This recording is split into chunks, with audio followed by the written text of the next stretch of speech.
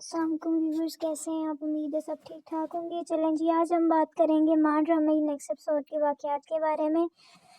جو ہے کبیر، اس کی والدہ تو فوت ہو چکی ہوتی ہیں اور اس کی بیوی اور بیٹی تو لوگوں کے سامنے دکھاوے کے لیے بس جھوٹ موٹ کر رونا دھونا کرتے ہیں۔ جب سب لوگ چلے جاتے ہیں تو بیٹی ماں کو کہتی ہے آپ نے بڑی صفائی سے جو ہے چھپا لیا کہ ہماری وجہ دادی فوت ہوئی ہیں، تو وہ بھی کہتی ہے بل ایسا ہی ہے، مجھے تو نہیں لگتا تھا اتنی آسانی یہ سب ہوگا۔ دوسری سائڈ کبیر بہت زیادہ پریشان اور دکھی ہوتا ہے کہ اس کی وجہ سے اس کی ماں مر گئی۔ وہ ساری چیزوں کا الزام اپنے سر لے لیتا ہے، خود کو قصوروار سمجھ رہا ہوتا ہے۔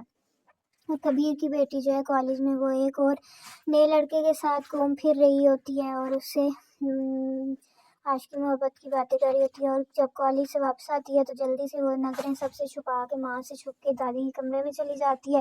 اس کی الماری کھولتی ہے اور ڈھونڈ رہی ہوتی ہے جو چیز اسے مل جاتی ہے، یعنی دادی کے رکھے ہوئے زیورات، اور وہ سارے زیورات وہ نکال کر ماں سے بھی چھپا کے اپنے پاس رکھ لیتی ہے، نکال کے وہاں سے چلی جاتی ہے۔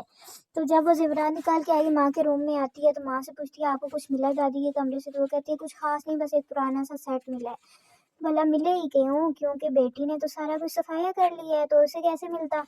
تو وہ خاموشی سے بس کچھ بھی نہیں کہتی ہے اچھا دادی نے تو کچھ بھی نہیں چھوڑا ہمارے لیے۔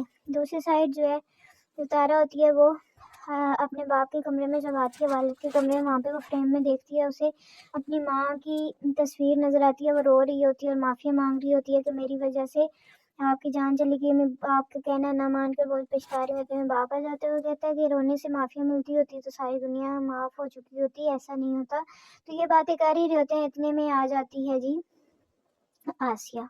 وہ جو اس کے والد ہوتے ہیں طارق، اس کی نظر اس پہ پڑ جاتی ہے تو وہ خاموش ہو جاتا ہے، اسے پتہ چل جاتا ہے کہ آسیہ باہر کھڑی ہے۔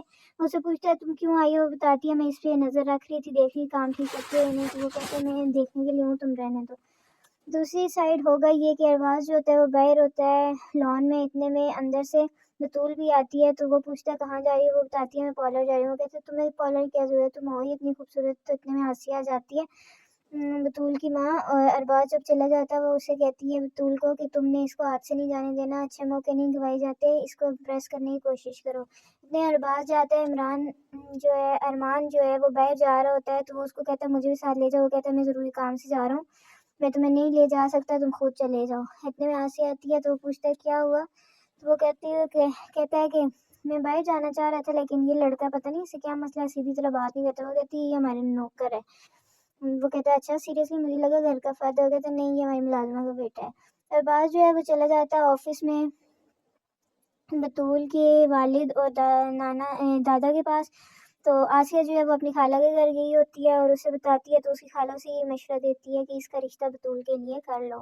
دوسری جانب ارباز اپنے باپ کو فون کرے گا اور بتائے گا کہ مجھے آفس میں جاب کے لیے آفر کر رہے ہیں۔ تو وہ کہتا ہے میں نے تمہیں وہاں شادی کے لیے بھیجا، جاب کے لیے نہیں۔ وہ کہتا ہے فارغ تو نہیں رہ سکتا نا، کچھ نہ کچھ کام تو کروں گا۔ تو وہ کہتا ہے چلو میں بھی جلد ہی آتا ہوں تمہاری شادی کا کام کرنے ادھر ہی۔ تو رات کو ارباز باہر لان میں جاتا ہے تو تارا کی بیٹی جو ہوتی ہے یعنی کہ راہا، وہ اکیلی بیٹھی ہوتی ہے تو وہ اس کے پاس آ کے بیٹھ جاتا ہے اور باتوں میں اس سے دوستی کر لیتا ہے، اس کا ہاتھ پکڑ لیتا ہے۔ یہ چیز جو ہے ارمان دیکھ جاتا ہے اور اسے بہت تکلیف ہوتی ہے۔ جب تارا اسے دیکھتی ہے تو وہ اسے بلاتی ہے لیکن ارمان کہتا ہے کہ مجھے بہت کام ہے، میں جا رہا ہوں، آپ لوگ بیٹھو۔ تو تارا کو پتہ چل جاتا ہے، وہ خفا ہو گیا تو وہ بھی پھر اٹھ کے جانے لگتی ہے۔ تو ویورز یہ ہے نیکسٹ ایپیسوڈ مان ڈرامے کی، اور اس سے اگلی ایپیسوڈ اور بھی مزیدار ہونے والی ہے۔ دیکھتے ہیں ارباز کس سے شادی کرتا ہے، تارا کی بیٹی سے یا آسیہ کی بیٹی سے۔ تو یہ انٹرسٹنگ ایپیسوڈ دیکھنے کے لیے کائنڈلی آپ میرے چینل کو لائک اور سبسکرائب کر دیجیے تاکہ میں انٹرسٹنگ ایپیسوڈز آپ کو دکھاتی رہوں۔ تب تک کے لیے اپنا خیال رکھیے گا دوستو، میرے چینل کو لائک اور سبسکرائب کیجیے گا۔ بہت شکریہ، اللہ حافظ۔